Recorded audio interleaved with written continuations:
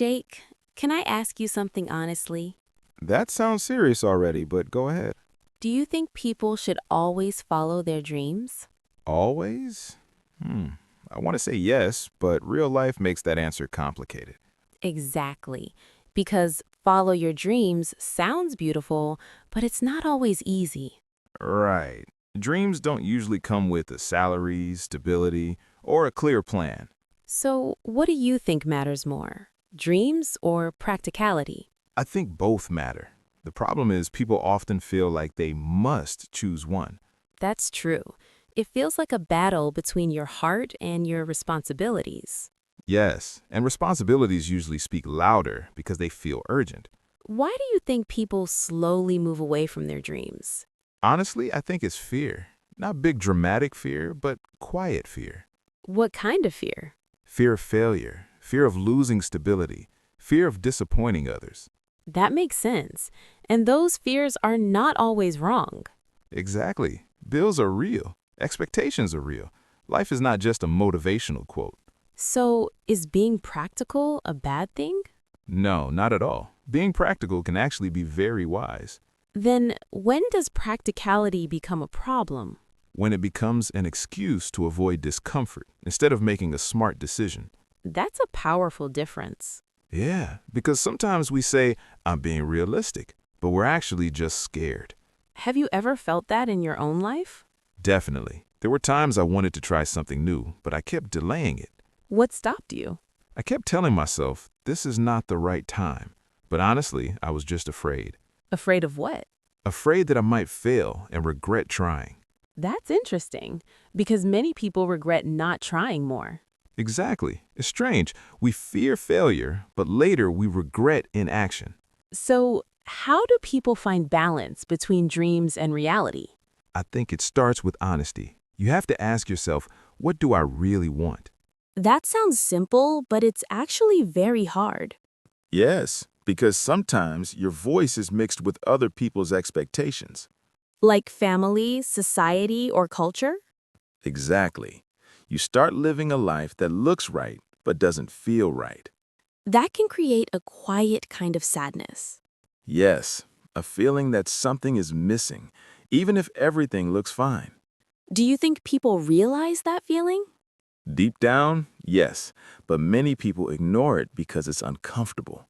Why is it so uncomfortable? Because it forces you to question your choices, and that can be scary. So instead of questioning, people stay where they are? Yes, because staying feels safer than changing. But is it really safer in the long term? Not always. Sometimes staying stuck creates a different kind of pain. That's very true. So what's the solution? I don't think there's one perfect answer, but small steps help. What do you mean by small steps? You don't have to change your whole life overnight. You can start slowly. Can you give an example? Sure, if someone dreams of writing, they don't have to quit their job immediately. So they can write in their free time? Exactly. They can build a dream step by step. That sounds more realistic. Yes, and it reduces risk while still keeping the dream alive. I like that idea, keeping the dream alive. Because the real danger is not moving slowly, it's forgetting the dream completely. That's such an important point. Yeah, because once you give up on it, you lose a part of yourself. Do you think everyone has a dream? Maybe not a big, dramatic dream, but everyone has something that matters to them. Like peace, freedom, or meaningful work? Exactly. Dreams are not always about fame or success. That makes the idea of dreams feel more personal. Yes, it becomes less about impressing others and more about feeling right inside. So, how can someone reconnect with their dream? By giving themselves time to think honestly without distractions. That's hard in today's busy world. It is, but even small moments of reflection can help. What kind of questions should they ask themselves? Questions like, what makes me feel alive? Or, what do I miss doing? Those are powerful questions. Yes, because they bring your attention back to what matters. Do you think people need courage to follow their dreams? Definitely. But courage doesn't always look dramatic. What does it look like then? Sometimes it looks like consistency, doing something small every day. That's a different way to see courage. Yes, it's less about big actions and more about steady effort. What about fear? Does it ever go away?